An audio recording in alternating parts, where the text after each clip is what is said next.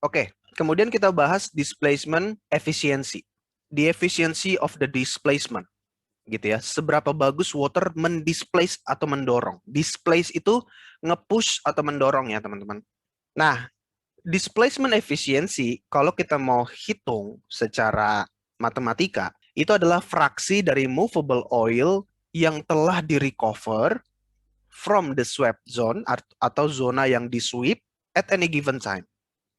Oke, jadi seberapa banyak sih oil yang sudah kita recover, oil yang kita produce dari oil di saat awal, ya, makanya korelasinya gini, volume di awal water flood dikurang sisa oil, itulah jumlah oil yang terproduce dibagi volume oil start. Secara parameter seperti ini, atau kalau kita udah sederhanakan prosesnya agak cukup banyak step by stepnya, jadi simpelnya begini.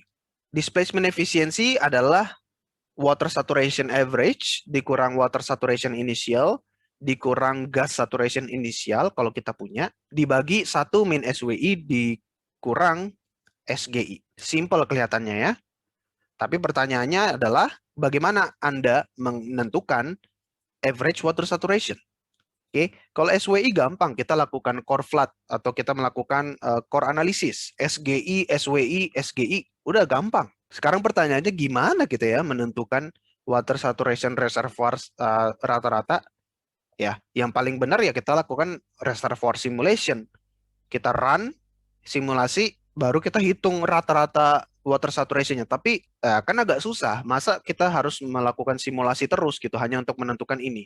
Kalau kita hanya punyanya Excel gimana gitu ya. Jadi itu kita perlu lakukan perhitungan. Dan ada beberapa step dan trik untuk menentukan itu. Menentukan SW, salah satunya adalah seperti ini. Kita plot relative permeability ratio dalam logarithmic scale.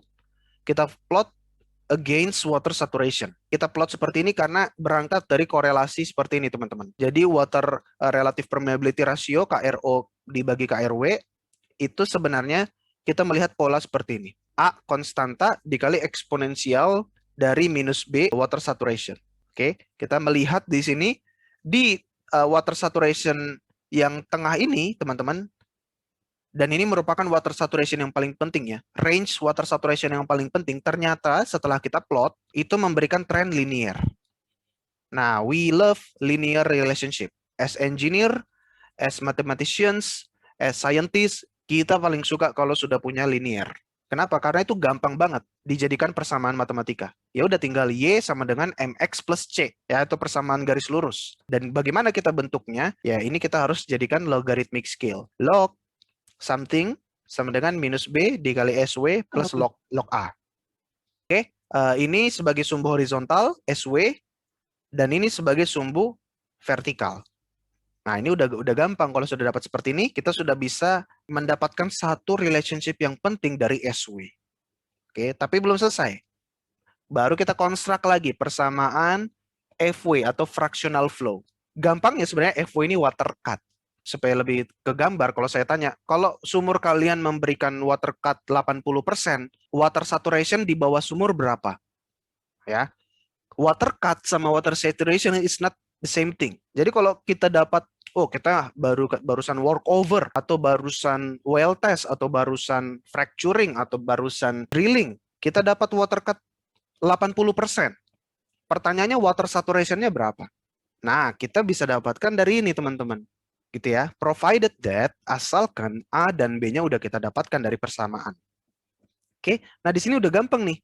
Saya punya hubungan antara FW dengan SW atau water cut dengan SW. Dan kalau saya dapat SW, nanti gampang saya dapatkan displacement efficiency. Alright? Nah, persamaan ini kalau kita konstruk menjadi grafik, menjadi seperti ini. Oke, teman-teman? Ya, persamaan itu always can be plotted to be a graphic. Dan kita dapatkan seperti ini. Fractional flow atau water cut versus atau against water saturation. Nah, jadi kalau kalian dapat well test atau dapat bor, kalian dapat water cut 80%, berapa water saturation-nya? Ya gampang. Tinggal tarik garis, turun ke bawah. Itu water saturation-nya.